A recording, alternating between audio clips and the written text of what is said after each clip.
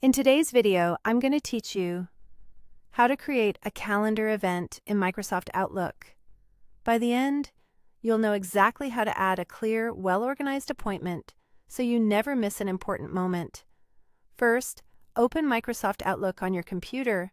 Outlook brings together your email, calendar, and tasks, but for now, we're focusing on the calendar. Look to the lower left area of the app and click the calendar icon. Depending on your version, the icons may appear along the left side. Either way, choose the calendar to switch views.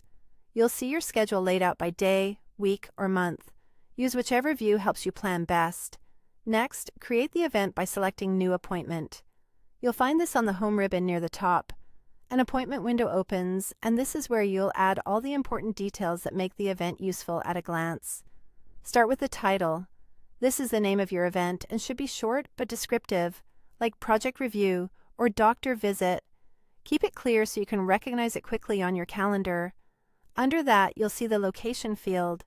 This is optional, but it's helpful to note a room, an address, or a simple label like office or online, so you know exactly where you're expected to be.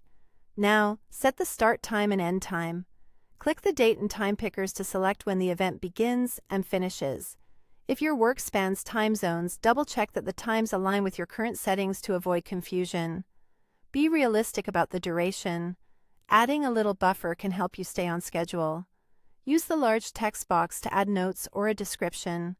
This is the place for key details, directions, agenda points, or anything you want to remember when the event pops up. The more context you add here, the fewer surprises you'll have later. Before you wrap up, set a reminder if you want Outlook to alert you. Choose how far in advance you'd like a nudge, maybe 15 minutes before for quick tasks or longer for offsite events. If you don't want an alert, set it to none. When everything looks right, click Save and Close. Your appointment